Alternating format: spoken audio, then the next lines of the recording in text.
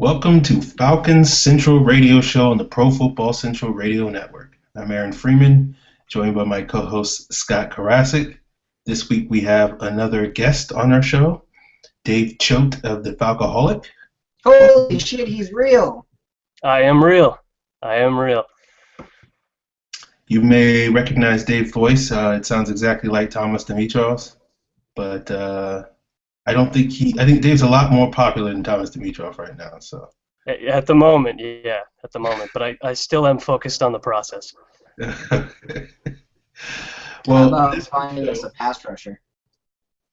I might be able to do that. I'll look at my couch cushions.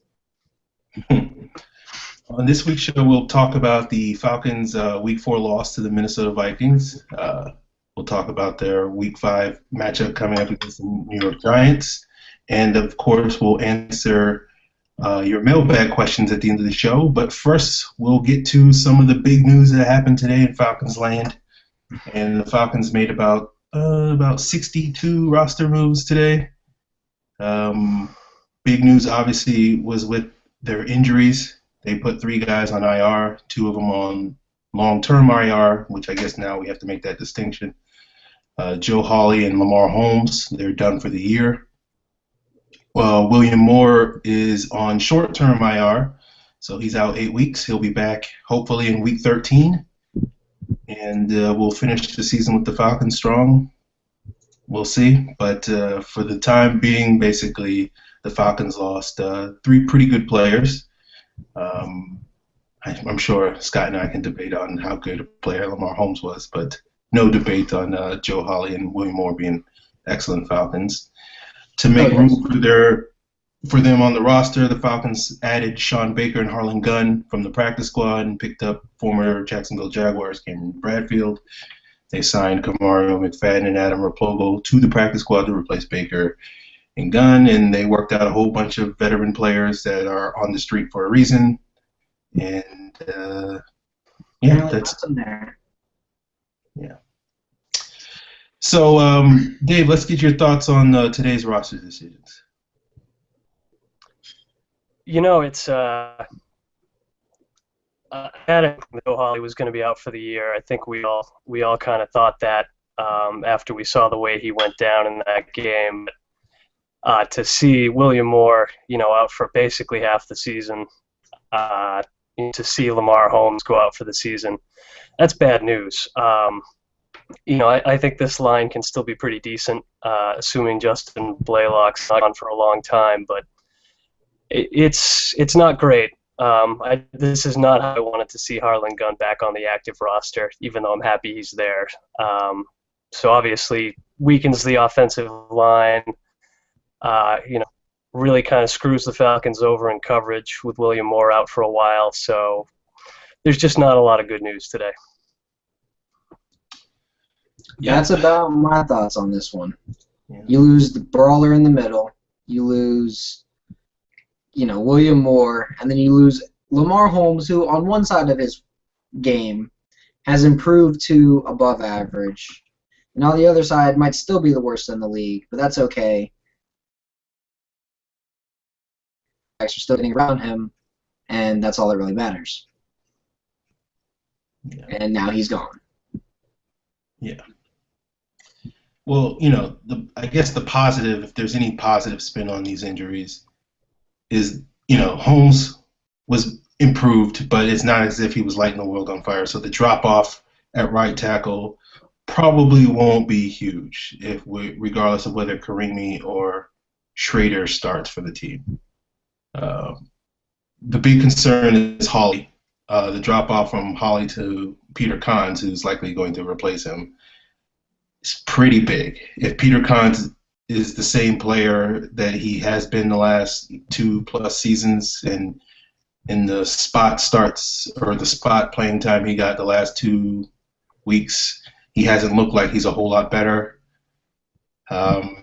It's going to be a huge blow to the offensive line, and as Dave said, if Justin Blaylock is out for pretty much any period of time, that's going to be even a bigger blow, because the hope, I guess, is if Matthews and Blaylock and Asamoah are healthy, and playing well, you can kind of mask whatever issues you have at center, assuming Cons isn't completely screwing up protections and stuff. And then you can kind of have a guy chip and do that sort of stuff to help out whoever plays right tackle. But if Blaylock's out, you pretty much got to hope that either Cons or whoever fills in at right tackle can step up and cause you can deal with maybe one or two holes on the offensive line, but you can't deal with three.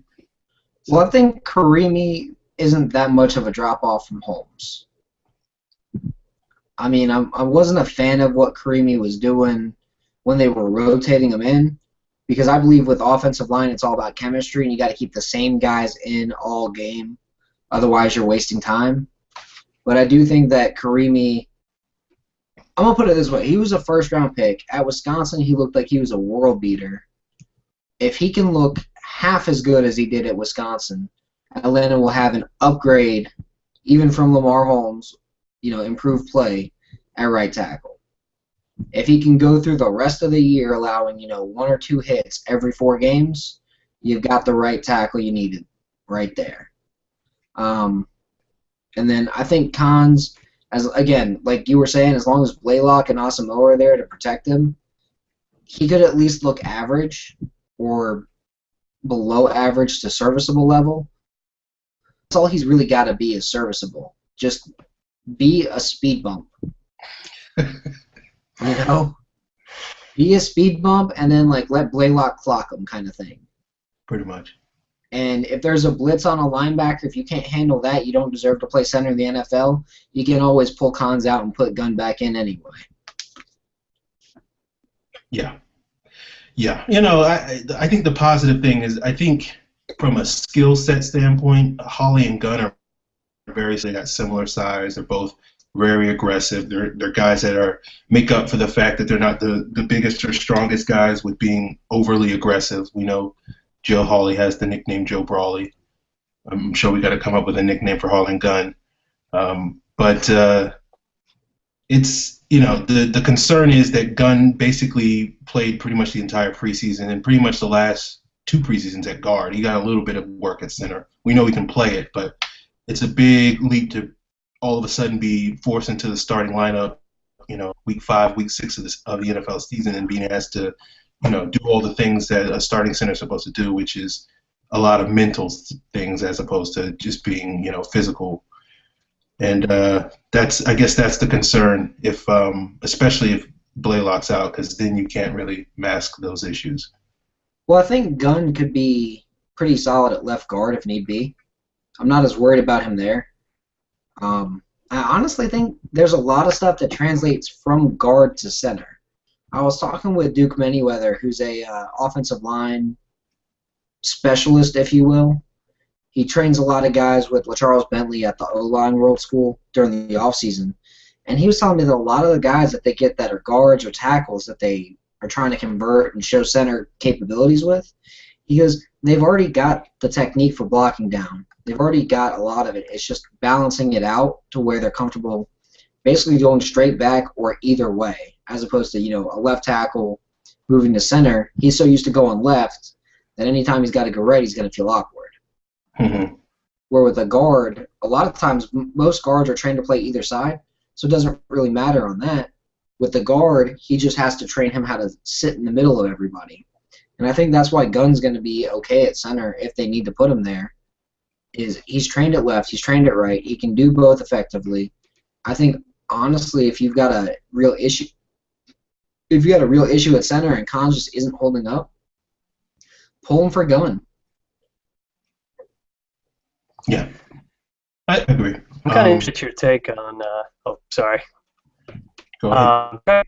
Kind of interested to get your take on why James Stone is on the roster. I think I'm in the same boat as you guys. I expect Harlan Gunn and Peter Cons to be some combination of the first guys up at left guard and center. So is Stone basically just a roster stash for this year? Can you actually see him getting on the field? I think he's a roster stash. I think the only way he gets on the field is if Khan suffers a season-ending injury, Harlan Gunn suffers a season-ending injury, whoever they sign first off the street gets a season-ending injury. Whoever they sign off the street second gets a season-ending injury. And at that point, the Falcons are like 4-11, heading into their last game. I think by then, James Stone gets a shot to start. Yeah, that's it. Yeah, sure. I'll go with that. I mean, I don't see James Stone as the starter of the future as a couple of misguided souls have thought he was. I think he's at best the backup of the future. Yeah, I think that makes sense. Yeah. I think Gunn is the backup of the future, but we'll see. We'll see. I mean the game day backup. Like, maybe Gunn's the left guard of the future. Or Khan's the left guard of the future, and Gunn's the game day backup at center and guard. And then when Gunn leaves to go take a starting job with the Jaguars, if Jaquez McClendon can get a starting job with the Jaguars, so can Harlan Gunn. That's all I'm gonna say. But Harlan Gunn gets a starting job with the Jaguars, or like the friggin' Oakland Raiders, or someone with crappy offensive linemen. And, you need someone else. That's when James Stone comes up and, plays that, hey, I'll be the game day backup, and that's it. That's what I see James Stone as his ceiling. So, Dave, I want to ask you a little bit about some of these guys that the Falcons worked out that they didn't sign. Some of the names we heard today were Uche Nwaneri, Leroy Harris, Eric Winston, on the offensive line, and M.D. Jennings and Chris Clemens at safety. And I'm sure there may be a couple other guys that I missed, but are you looking at any of those guys like, why didn't we sign that guy, or why didn't we sign that guy? Or let me say this, because I know people are watching this, listening to it. What about Richie Incognito? Well, I think the incognito thing is, as Scott just summed it up right there. They're never going to sign the guy. It doesn't matter how badly, the fan base wants him to come to Atlanta. It's not happening. It's just not. The team doesn't think he's worth the baggage, given his talent at this stage of his career, and I think they're right to think that. So, the ones that kind of surprised me, I was a little surprised to see Bradfield on the roster instead of Nwaneri, just because. Obviously they felt they needed to tackle more. I understand that, but I thought he was probably the player and the guy that they had previously worked out, so that seemed like a good fit, seemed like something that was kind of destined to happen. So that one surprised me a bit. Chris Clemens not coming to Atlanta, even though I would have liked that. I think a lot of us have been on the Chris Clemens train for a while now. And with good reason. I still think he can play at a pretty high level, but the Falcons just keep passing on him. So I've given up at this point. I think that it's Kamal Ishmael, Desmond Southward, and Sean Baker show the rest of the way. I'm okay with Kamal Ishmael, though. Yeah. I'm not so sure about Sean Baker, but I'm okay with Kamal Ishmael. I'm okay with Desmond Southward getting some snaps in that third safety and learning how to play, because I think long-term Desmond Southward's the free safety. And if Ishmael just balls out and gets five interceptions and 80 tackles and a plus whatever Pro Football Focus grade, it's going to be like, how do you take this guy off the field? Yeah. Yeah, I think I think we're probably all in agreement that giving Ishmael and Southwood a shot is worthwhile. I guess the Chris Clemens things is, do you really think Sean Baker's a better football player than Chris Clemens? Like Chris Clemens isn't like a great player, but he's a pretty good proven center fielder, and when you go to those dime packages, you can pretty much throw him out there and be pretty confident that he's not going to be, 20 yards away from the wide receiver or the tight end or something because he has no clue what he's doing. Nothing against Sean Baker, but if he has to play Southward's role though. Isn't that Salvard's role to be that proven center fielder, though? Yeah, no, that's what I'm saying. Salvard, but Lowry. They usually play Lowry up in the box in their dime packages now. He's usually roaming around playing corner or something or linebacker or something. Now, Salvard did play deep coverage, and he did honestly look pretty good. Yeah, I agree. I just like Clemens as an insurance policy just in case somebody gets hurt. Again. Yeah, and I don't really know what the upside is with Sean Baker. I mean, he's Sam Baker's brother, I assume, so he can't be that great. I don't know about brother. I don't think they are in that close of a gene pool. Second cousins. Yeah, that's probably closer. Or hopefully just not related, because, oof. Yeah, you don't want that. Baker. You don't want that on you. So you guys got any thoughts on the Falcons roster moves before we unfortunately have to talk about this Vikings game? The only thing that I'm a little bit right tackle instead of Cameron Bradfield. I don't feel like Eric Winston would have had too hard of a learning curve, and it's not like he can't still run block at least. You could put him out there. Worst case scenario, Winston's a backup for the entire season, but he's a backup who's a guy who's played in the league for so long and was one of the best right tackles in the league for at least 4 or 5 years. Mm-hmm.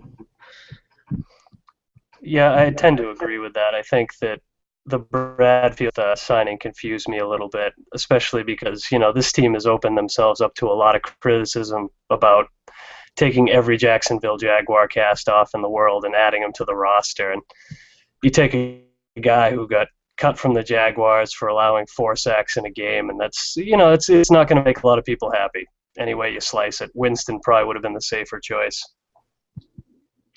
Yeah, I agree, Dave. But then there's the question of, do you want to make people happy or do you want to try and win games? And that's where we lead into the That's a good question. Because right now they're trying to make the agents happy, getting the money to the players, and getting the players that they promised this big money playing time. When what they really should be doing is putting the guys who need to be on the field, like, I don't know, Corey Peters, Jonathan Massaquoi, on the field. And taking the guys who don't need to be on the field, hint, Croy Bierman, and throwing them on the bench where they belong. Yep. Yeah. Aaron might be laughing a little bit, but I mean, I've only been calling for it the first 3 weeks, even through the wins. Yeah. Yeah. It's a tough. Some point you gotta stop talking about it, right, Scott? Until it happens, I won't stop talking about it. Bench Croy Bierman. Make him the 5th defensive end in the rotation. Because Malachi Goodman's definitely better than he is. Hell, Malachi Goodman's probably the best base end the Falcons have. And then it's really odd to me, about Hageman. Seriously, quit your bitching about Hageman. Everybody and their brother knew that project, a multi-year project before he could start. Everybody. That's why he fell to the 2nd round. Just like Robert Alford, just like William Moore, just like our good boy, what's his name? Had it and lost it. Had it and lost it. Alford, Moore. There's another 2nd round pick that took like a year to start. I'm just trying to think. Cons? Yeah, Cons. But we know Dimitrov and Lineman. Yeah. Outside of Scott Pioli bringing in Asamoah and, Jake Matthews being Jake Matthews. See, I feel like with those two on the roster, it makes the offensive line so much better because you've got a right guard who can set the depth on the pocket. You got old reliable Justin Blaylock, and then you got Jake Matthews, who's the best left tackle the Falcons have had since Mike Ken. He's probably better than Bob Whitfield. Old Bob He's a Whitfield. rookie, but he's already playing at least better than late Whitfield as a pass blocker. Hasn't allowed a sack or a hit yet. Yeah. Yeah, And make her look cuttable. I don't know what to do with this defense. They're terrible. That pretty much sums it up, right? Right, Dave? They're terrible. It pretty much sums it up. When you're playing, Mapanga and Massaquoi combined half as much as you're playing Croy Bierman, you're asking for it. You're getting what you deserve. Thank you. Thank you. I've been saying that for a while. You got to put Mapanga in Massaquoi's role. Like, if Mapanga was seeing Massaquoi's playing time, people would be like, whatever. He's still developing. No big deal. But Massaquoi's got to be playing in Bierman's role. At least Bierman's snap count. Mm-hmm. And to me, the quick fix on the defense, move back to a 4-3. The 3-4 is obviously not this 4-2-5 Frankenstein that doesn't work and can't stop the run and can't stop the pass. That's definitely not working. Run a base defense. Run out of your base defense. When you move to 4-down linemen, run 4-down linemen. And actually play players where they're supposed to be played. Let's not put Croy Bierman, who at this point is a 43, strong side linebacker, at defensive end, where he's going to get washed out every play. And then drop him into coverage from defensive end, which makes no sense. Tell him to lose some weight. Tell him to, try and be as fast as he can, and just put him out there as a linebacker. Take Massaquoi and play him at right defensive end. Take Goodman and start him at left defensive end. Hell, I don't even care if you put Tyson Jackson at left defensive end, but get him off the field and not at defensive tackle, because he's not a defensive tackle. Play Peters and Soliai on your base defense. Your two big cloggers that are good at taking double teams in the middle and keeping your linebackers free to roam. Wasn't the whole point of getting Tyson Jackson so that the linebackers could be free to roam, so you could set the edge? And now you can't even set the edge, and your linebackers getting chewed up and swallowed up by offensive linemen all the time? That's what's frustrating me. Just play these guys where they're supposed to be. Yeah, I mean, I take the opposite side. I don't think it really matters. I just don't think they have players. I think, Dixon and Paul Soliai, 3-4 guys, and those guys worked in Miami and Kansas City because they were like the 6th or 7th best guy on the field. And now they're here in Atlanta, and the Falcons don't have a Cameron Wake. They don't have a Derek Johnson. They don't have a Dontari Poe or a Tamba Hali or an Eric Berry or any of these guys that are make plays. Soliai and Jackson basically they ate blocks and freed up other playmakers. Falcons don't have any of those guys, so they eat blocks, and then the running back, or the wide receiver, the tight end runs for 50 yards, and it's like, what can we do? And so I think ultimately we can play certain guys, and I agree 100% with you. Bierman needs to be on the bench. I think OC needs to be on the bench. Play Massaquoi, play Mapanga, give Mapanga all Bierman snaps. Quarterback, let him do what he does best. That will help, but you're still probably talking about, instead of the what are we, the 32nd best defense now, probably the 24th best defense. We'll still have to work, which would be good enough to get to the playoffs instead of 42 points a game. So I guess one less touchdown that we have to score to win games will make a difference, but we'll still have to have. Well, and that's where I disagree with you. I think playing the guys that should be playing on rundowns will lead to more passing downs, will lead to more pass rush ability, and will lead to more blitzes. And you'll have guys out there blitzing. Why don't we see more double A gap? Once against the Vikings, and Shembo hit Bridgewater right as he threw the ball. I don't understand. Why wouldn't you run it more than once? At least run it like 4 times. That way you can confuse the guy a little bit. It doesn't even make sense to me why they do what they do. Why are they trying to play Rashid Hageman as a defensive end when he played nothing but one tech at Minnesota? Put him at one tech. Rotate him with Paul Soliai. Have your power and speed, rotation at nose tackle. Have Peters and Babineau rotate. That way you're not burning Babineau out. When you're on passing downs, you got Babineau and Hageman in there. Hageman can pound through a gap because that's all he did at Minnesota was straightforward pound through a gap and eat up double teams. And his under tackle had 5 or 6 sacks just from that. I don't understand this. I don't understand why they're not just using common sense on their defense. Where do their players win?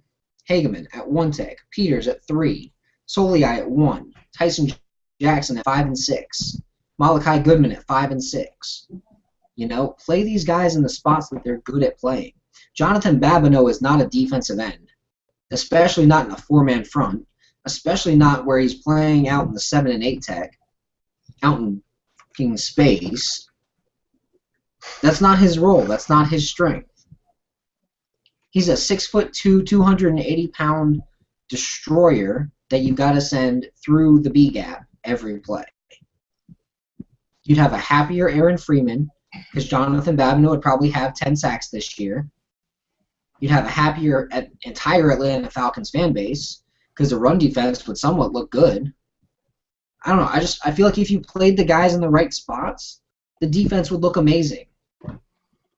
They're not putting anybody in the right spot. All right, Dave, you be the tiebreaker. Who's right? Oh, you're not going to trap me like that. I think you're both right to some extent. I think that, Scott makes some good points. I do think that there are guys out of position. I do think that there are guys who are not getting the snaps they need to get. Massaquoi obviously tops the list for me. This is a guy that, I don't think he's going to be a great pass rusher, but I think there's very little question that he's the best they've got right now. At the same time, is there a talent deficit here? I think there's no question there's a talent deficit. I think if you look at, the front 7 in general, and then you're looking at free safety where Lowry's been okay, and that's about it. There are just not a lot of great players there. There's some talent. There's some young guys. I'm eager to see how Hageman's going to develop. I really like him, but this is not a great defense in any sense of the word. And I think that you can make tweaks. You can turn this into a decent version of this defense, but it's going to be 2015 or later before they're anywhere near good. All right, I like, you toed the line, Dave. Can't get too mad at you. I do. All right, now on offense, I feel like there's not really an issue there on offense. I agree. I mean, I agree. With the line healthy, they can pretty much score at will. Do they have some stalled drives? Yeah, but so does every offense in the league. I've never seen a Falcons offense this proficient. I'm not gonna lie. Like, they go out when they need to score, they can score. I think had Joe Hawley not went down when he went down on that drive, they were probably going to score another touchdown, go up 35-20. They had all momentum. They had everything going in their favor, and then Hawley goes down, and it killed the spirit of the line. It killed the spirit of the offense, and it was just aggravating to watch from that point on. Because Levine Toilolo, as much as I love him as a player, should not be anywhere near right tackle. Yeah. I got 2 questions on the offense. Dave, maybe you can help me answer some of these questions. What is going on with Roddy White, and do the Falcons need to switch up their running back rotation?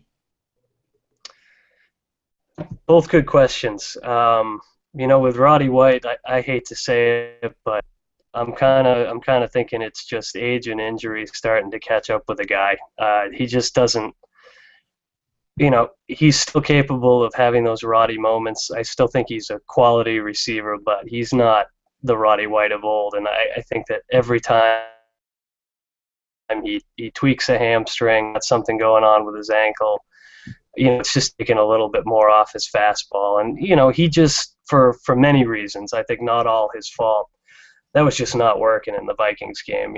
The number of targets he got and the number of catches he actually came down with was pretty striking, I thought. And then in the second part of your question, I'm kind of with you, Aaron. I think I saw you tweet this earlier today.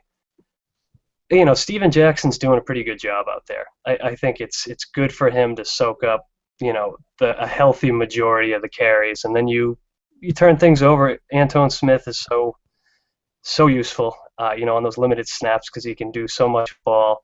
I think Freeman, is still a work in progress, but he can catch, and Rodgers a little bit of everything. So I actually think that the number of snaps they're kind of snaps they're doing, that's a good thing. They're where they need to be, I think. Scott, what are your thoughts on those two issues? I mean, Roddy needs to just fix his hands because that's just embarrassing. Seeing him drop balls like he's never been in the NFL before, it's just like, what the hell, Roddy? Get it together. You're better than this. There's no excuse for dropping balls the way you're doing it. On the running back issue, I'd like to see Devontae Freeman get more carries. I'd like to see Antoine Smith get more carries. I'd like to see a slow waning away from Steven Jackson. Like, give him 13 carries, and give him 12, then give him 10, then give him 9, then give him 8, 7, and then by the time you get to, like, game 10, 11 of the season, he's getting a handful of carries, and the majority of your carries are going to Freeman and Smith and Rodgers and, like, a perfect three-man rotation, and you're waning out Jackson unless it's that short yardage, like, we need a bulldozer to go in there and just pound his way through. And I feel like that's what he's good at right now. Because they rest him up for a couple plays right near the goal or right near the red zone. Then right when they get at the goal line at the 5, they put him back in and he's fresh. And he just bulldozes in for a touchdown. He's done it like 3 straight times. I like the idea of using him as the Mike Tolbert of the offense. The touchdown vulture, if you will. Okay. I'd be perfectly okay with that. Not if you have Devontae in fantasy football, though. I wouldn't care at that point because I don't have any. I told people at the beginning of the season, if you draft a Falcons running back in fantasy football, you're going to have a bad time. Antoine's been doing okay. Just because he's been scoring a touchdown every week. Yeah, pretty much. Pretty much. Like, you got that nice long touchdown against the Saints. You got the nice long touchdown against the Bucs. You got the nice long touchdown against the Minnesota Vikings. And you got a guy who's probably scored 10, 12 points a week in standard leagues just because he gets that one long touchdown. Mm-hmm. I mean, don't get me wrong. I like seeing him do it because, it a lot of times helps Matt Ryan's stats. But let's get something going with him. Let's see him get 8, 9 carries a game, or 8, 9 touches a game at least. Give him a handful of carries, give him 3, 4 passes that are designed for him, and then the rest of it, don't even put him in. Make those his 9 snaps every game. Hey, you're getting the ball or you're running a route. That's it. Okay. All right. Yeah. I think Jackson's doing fine. I think the issue is getting less carries to Steven Jackson. It's getting more carries to the other guys. But because we've only been held outside of the Bucs game, we've only had a lead for 1 quarter's worth of 1 out of 12 quarters. Can't really run the ball as much as we probably want to. So I think that's kind of holding back the other guys. As for Roddy, he looked like he got no separation. He hasn't really gotten any separation this entire season. But I thought against Minnesota he was especially bad. He looked worse than he did when he had that high ankle sprain at the beginning of last season. So, I'm assuming because of that, he's very injured, and the whole talk of he doesn't need to practice, he's game ready. Clearly, he was not game ready on Sunday. So I'm hoping they rest him, because at this point he's not giving us anything more than Harry Douglas gives us, and everybody knows that I'm the world's biggest Harry Douglas hater, and if you're not losing anything from Roddy to Harry Douglas, that tells you a lot right there. So. You like Harry Douglas about as much as people like, I don't know, as much as like a little kid likes broccoli. Just most people like Croydon. Yeah. Yeah. Yeah, that's a good comparison. I like that. Harry Broccoli Douglas. Harry Broccoli Douglas, yes. Oh man, I hope that nickname sticks. I wonder why people are calling him Broccoli at GameStop. All right, let's talk about this upcoming game against the Giants. Obviously, the Falcons are coming off of a very tough loss. It seems like everybody's, last week everybody was assuming the Falcons were going to win. Not this guy. But, now everybody's assuming the Falcons are going to lose. So I guess I should, stick with my guns and be the contrarian of the group and think the Falcons are going to win. I guess my biggest reason for that is the Giants aren't good. Like, okay, they're playing better, sure. But, they're the most inconsistent team in the National Football League, and they have been for like the last, decade. So the fact that they played well last week or the last 2 weeks means that they're due for a bad game. And so I think it's going to be this week against the Falcons. Do you realize who you're talking to when you said everybody's picking against the Falcons? Come on, man. I'm like the everlong optimist. Okay. Well, we got 2 people on the bandwagon. Dave, you want to jump on? I can't do it this week. I hate to say that, but I've had this one penciled down as a loss for a while. It's just one of those things. The Giants, the exact reason they scare me is because they're so unpredictable. They just don't ever do exactly what you expect them to do. Eli Manning's turning the corner, and maybe he is going to throw 3 interceptions this week. I'd love to see that, but I can see them staying hot for one more week, and the Falcons maybe not quite being able to keep up with that. Hope I'm wrong, but yeah. Okay. It's understandable. If Blaylock doesn't play, it's going to be a lot harder to win. I do think the Giants' defense isn't all that. I think they're coming off a couple of pretty good games, but I think they got a lot of help because they were playing Ryan Fitzpatrick, who played terrible in that Houston game. And, of course, anybody who watched that Thursday night game knows that Kirk Cousins was atrocious in that game. And I just think our offense is going to be able, even if Roddy isn't Roddy, and, hopefully Blaylock is going to play, and hopefully our offensive line plays decent. But I just think, we can pick apart that defense. And, we'll probably have to score 40 points, put a 40 burger on them in order to win the game. But I feel pretty confident that we can do that, even with all the question marks. I hope so. Putting up 40 on them would be nice. Putting up 45 would be better. Putting up 80 would be amazing. And I feel like if there's a Falcons offense that could put up 80, it's this year's, even with all the issues up front right now. I think if they get Broccoli back, they're in good shape.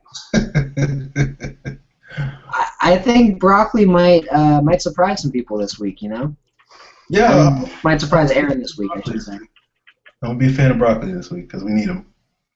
It's okay, because his good old boy Brussels Sprouts is playing defensive line for the Falcons. Are we just going to name all of these guys after vegetables? Because I can do that. I can do it all.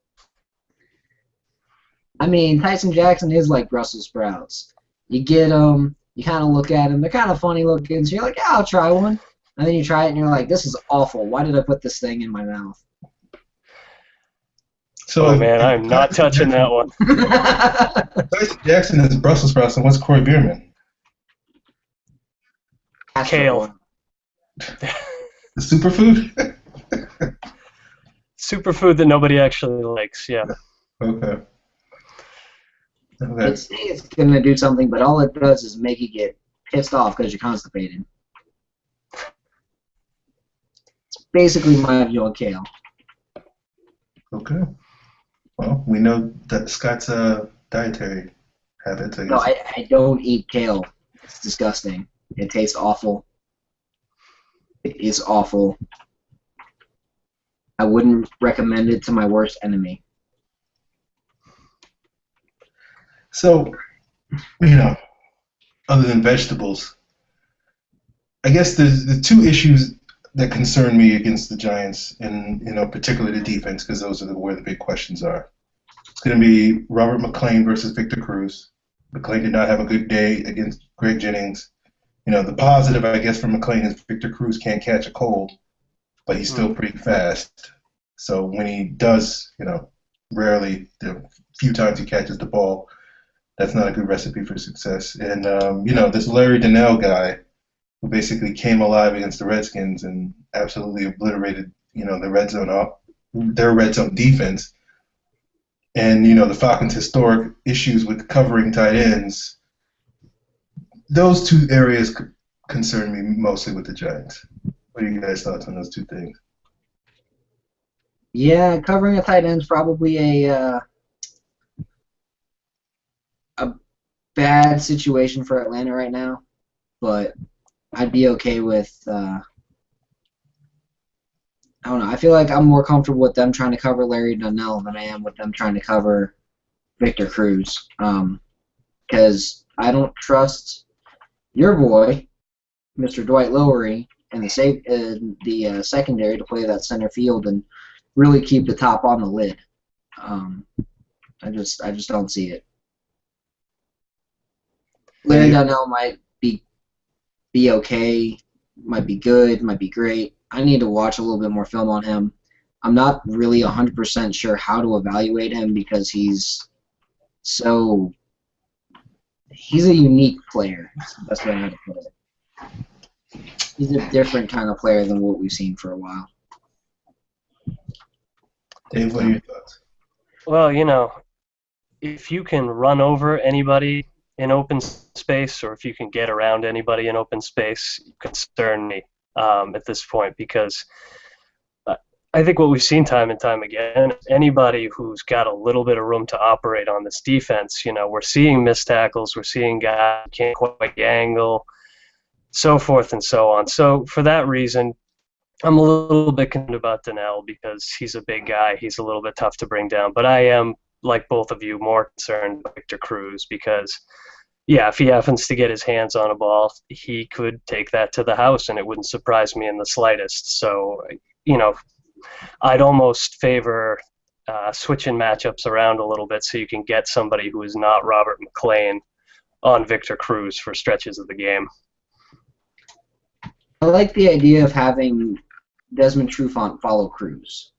And if not Trufant, you really want to just go speed for speed, get Alford. Because outside of the one time Alford got burned against the Vikings on that beautiful overthrow by Teddy Bridgewater.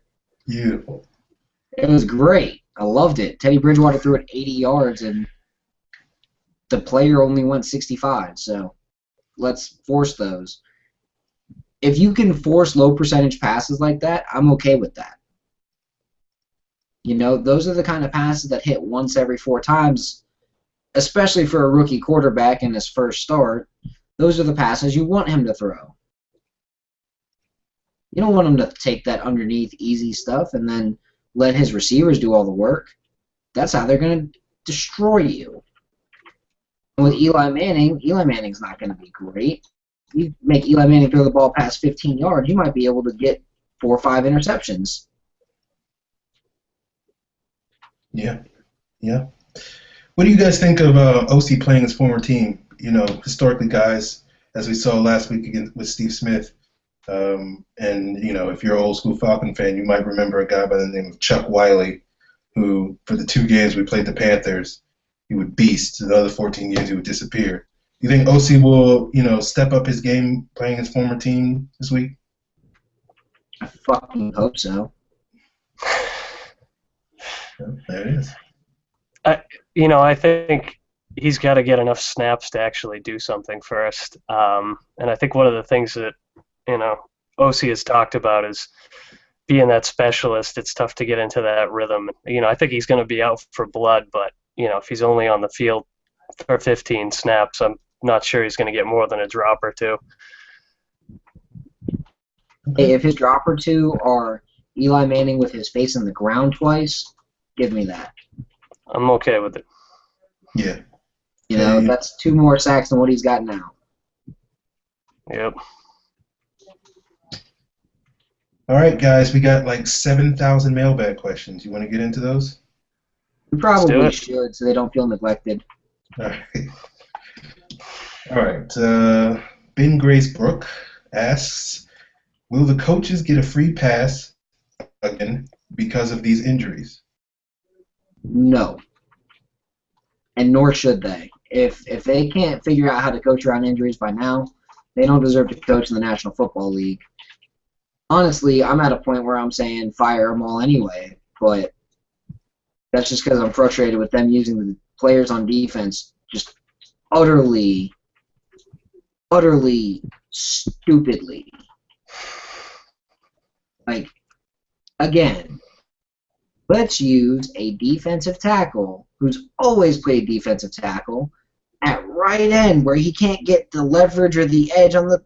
Oh, yeah, I'm done. I'm done with this coaching staff at this point. If they want to leave, they can leave. They can take Dimitrov with them. Bring in a GM who's not afraid to make the big move, who's not afraid to go out and get Michael Johnson instead of Tyson Jackson. Bring in the GM who's not afraid to go out and say, oh, let's go get Eugene Monroe, and then go after Clowney in that kind of situation too.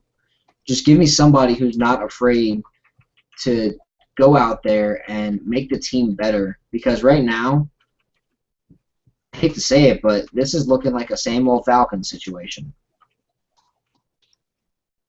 Okay. Dave, you got different thoughts on that?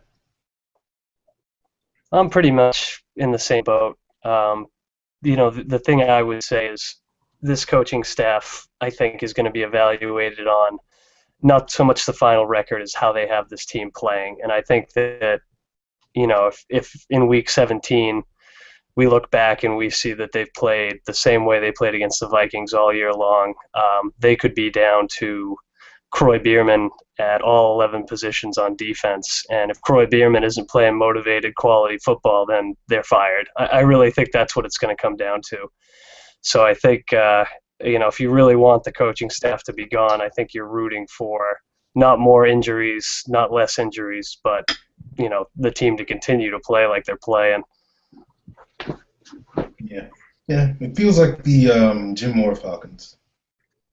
Yeah. That's grim. Yeah, I agree. I don't think they'll get a free pass again because of the injuries. Now, maybe if Matt Ryan got hurt, they might get a pass then. But, hopefully that doesn't happen. So hopefully not. Unless Matt Ryan goes out for the season and they go 2-14 because of that, there's no reason for them to keep their job without a playoff berth. They've had their shots. They've had their chances. They got them to an NFC title game. They did what they needed to do for 5 years, basically. Year 6 comes, they screw up. It's been 7 years.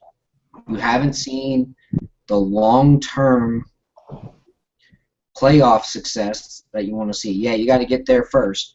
But if you can get there every year with just competent play, you got to figure out the defense. You got to figure out the pass rush. If these guys can't figure out how to develop a pass rush in 7 years, what the hell are they doing as the coaching staff? Well, there it is. Okay, next question. Smorgasbord 9 asks, is this the worst defense the Falcons have shown since June Jones was the coach? I wasn't alive then, so I'm going to say yes. You weren't alive in 1996? And that was June Jones was 96? Yeah, You sure? pretty sure. We're old. We remember these things.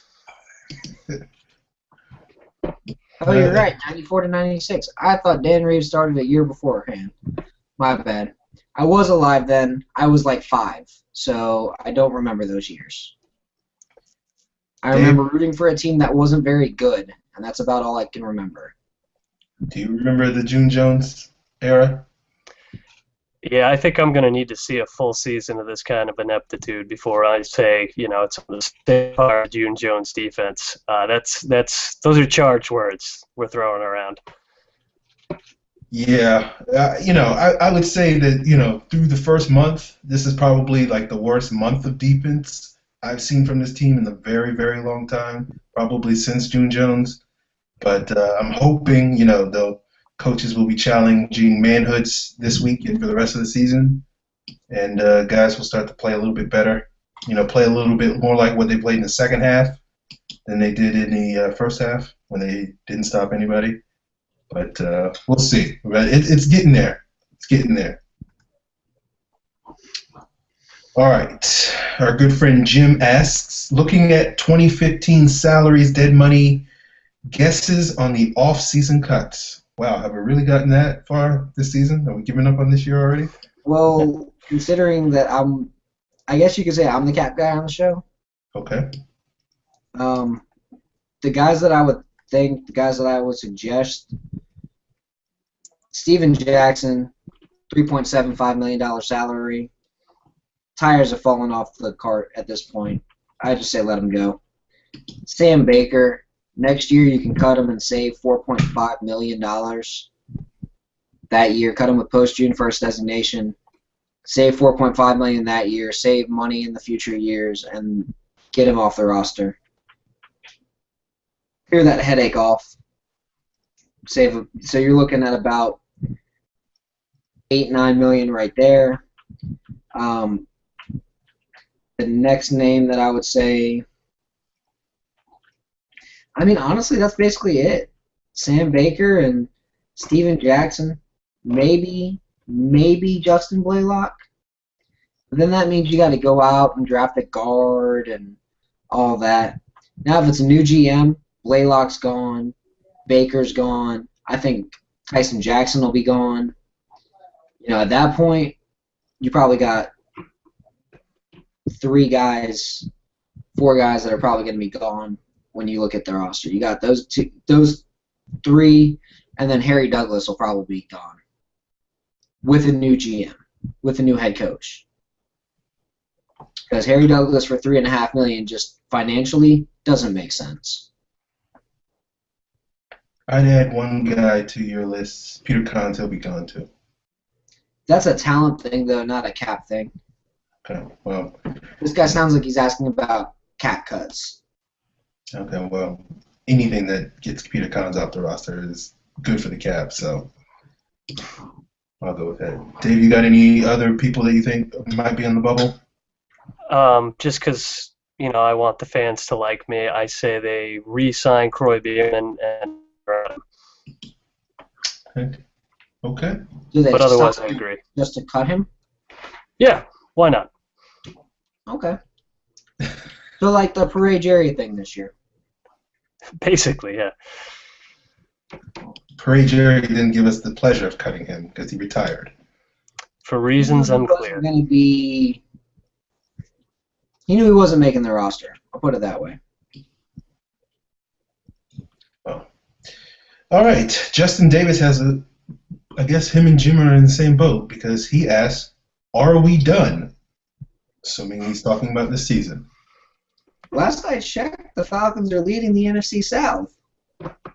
Haha, we suck the least. Worst division in football. Maybe Yeah. the AFC. It's Your just 7-9 NFC South Division champion Atlanta Falcons. That's it. Yeah.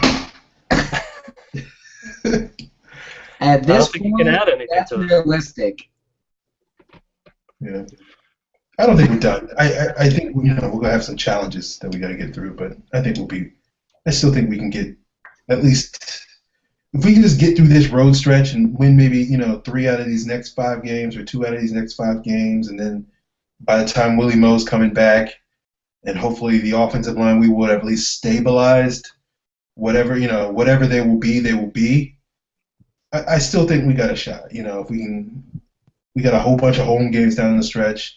None of those teams that we play, Green Bay looks like the toughest team, and they look like a 9-7 team at this point. So yeah, but that's a game in Lambeau Field, and then you go in in the last 6 games, I see 4 home wins, and I see 2 road losses. That's Green Bay in December, in the ice, in the snow, on Monday Night Football. That just screams loss to me. And at New Orleans, late in the year, we've already kicked them in the keister once. That looks like the second loss. Yeah, it depends on how they go. If they lose this week against the Giants, if they lose next week against the Bears, and then they lose again against the Ravens, then yeah, we're done. But I think we got a shot at winning 2 out of those 3. So we'll see what happens. I think they could win 3 of the next 4. I really do. I could see New York. I could see Chicago. I could see Detroit. Just because when you're talking about those England games, you have no idea how hungover these guys are from the plane flights. All that warm beer. Oh, that a lot of warm beer. Just the plane flight alone kicks you in the ass for like a week, from what my brother told me.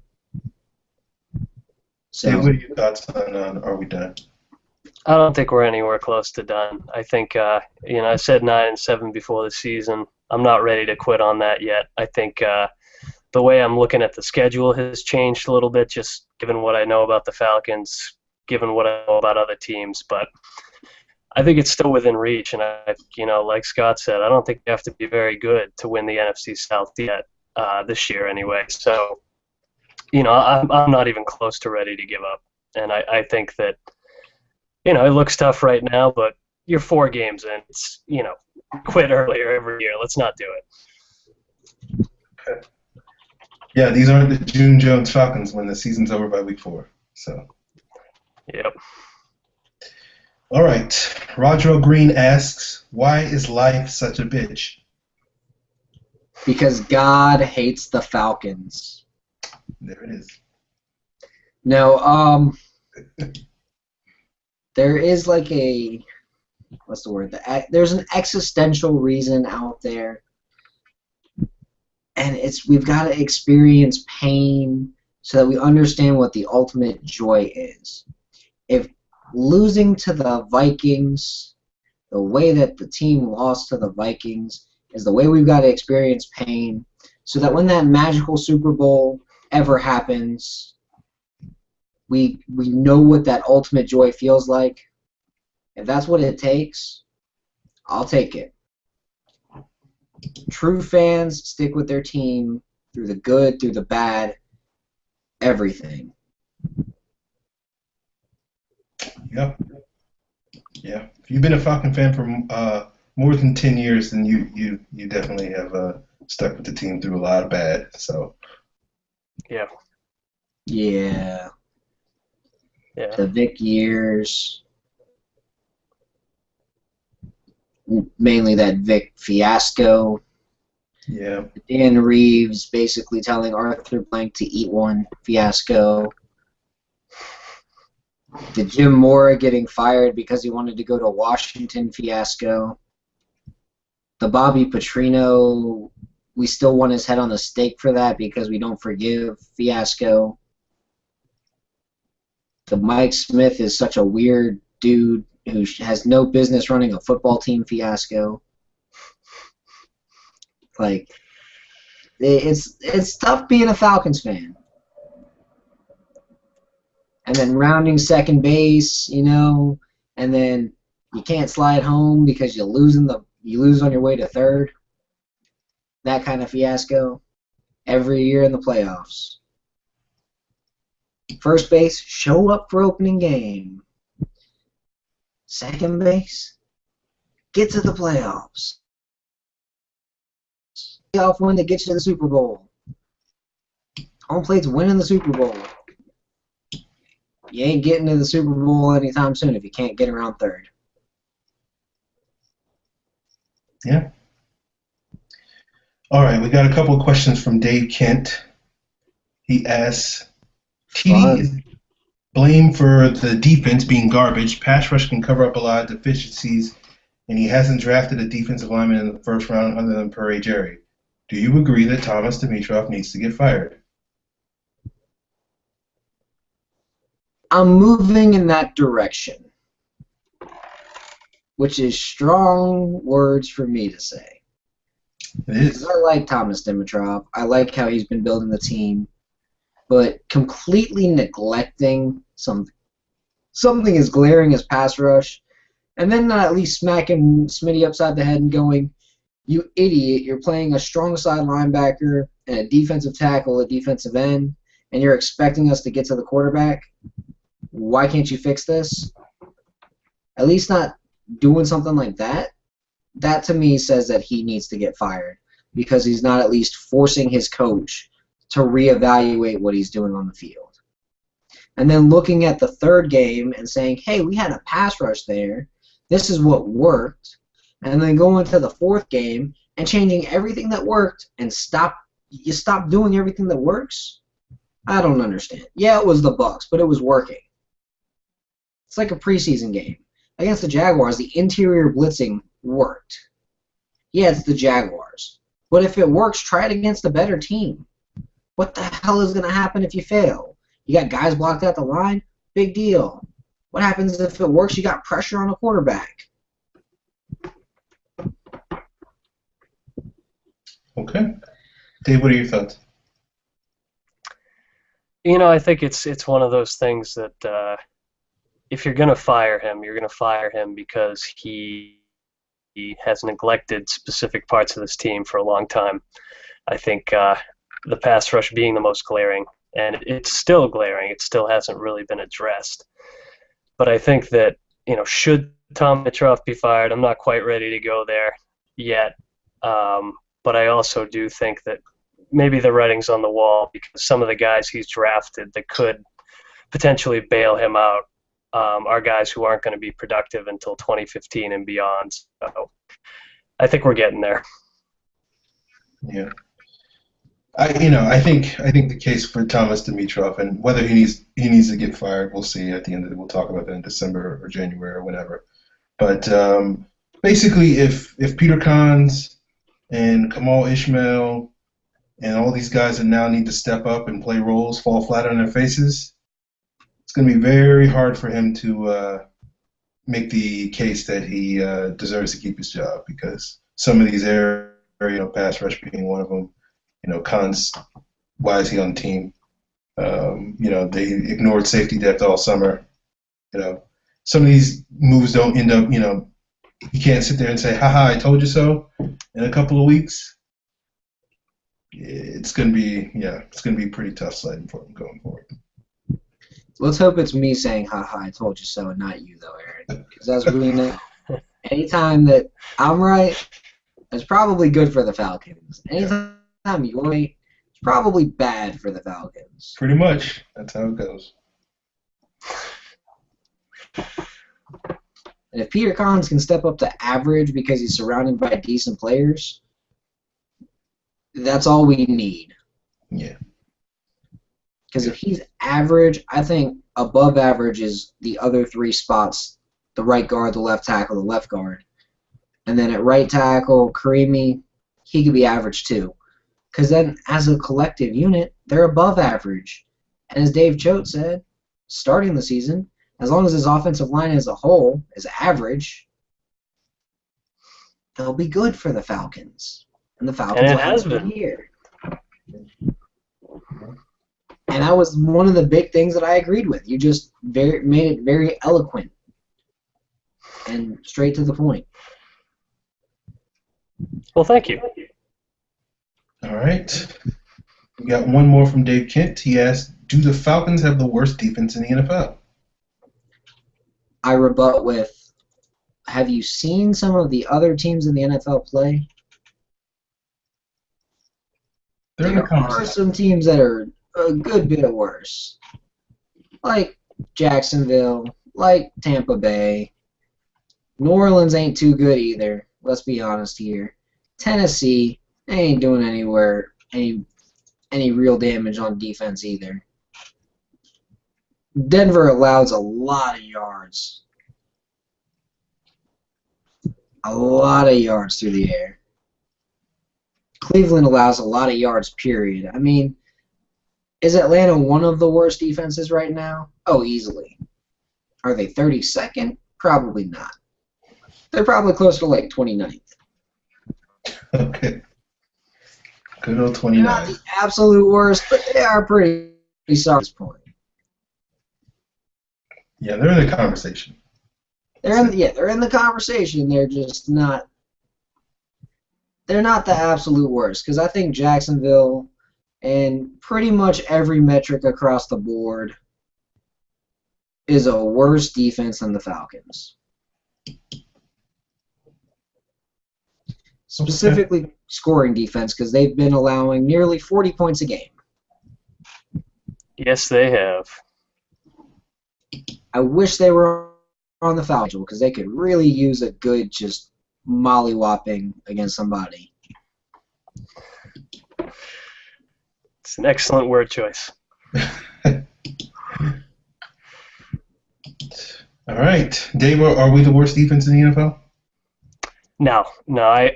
I think as long as Jacksonville is living and breathing, they're worse. They just can't. They're barely even a speed bump. They just lie there and hope somebody trips over them. And you know, it works every now and then, but it's not a great strategy. Living and breathing or limping and crawling? It's a little bit of both, maybe. Their pulse, yeah. Yeah. All right, well, that's our show. If we didn't get to your mailbag question, it's because we got like 75 of them. So, you know, some of them might have slipped through the cracks, but we'll see if we can get them next week. Dave, thanks for joining us on the show. If you don't know, Dave is the editor-in-chief of the Falcoholic. He is on Twitter at the Falcoholic. Dave, you got anything on deck this week besides talking people off of ledges? I'm not even sure how much of that I'm going to do, but we're going to try to talk a lot about the Giants game and pretend that, you know, Joe Hawley isn't somewhere weeping into his beard. Okay. Hey, all right. I'm pretty sure Joe Hawley's one of those guys that he's like, I tore an ACL. Where do I go find one to cut it back into my knee? You sure I'm on injured reserve? You can put me back out there. Just call me Ho Jolly. I can do it. Ho Jolly. You can probably make a new ACL out of clay, actually. So there is that. Yeah. Yeah, exactly. And Joe Hawley doesn't cry. All right. Scott is on Twitter at Scott Karasik. I'm at FalcFans. Check out Scott's stuff on Bleacher Report this week. You can check out my stuff at FalcFans.com. Be sure to follow the show at FalconsPFC. Hit us up with those mailbag questions. Use the hashtag FalconsMailbag so it's easier for us not to have some of them slip through the cracks. And stay tuned to Pro Football Central as well. So that's our show this week.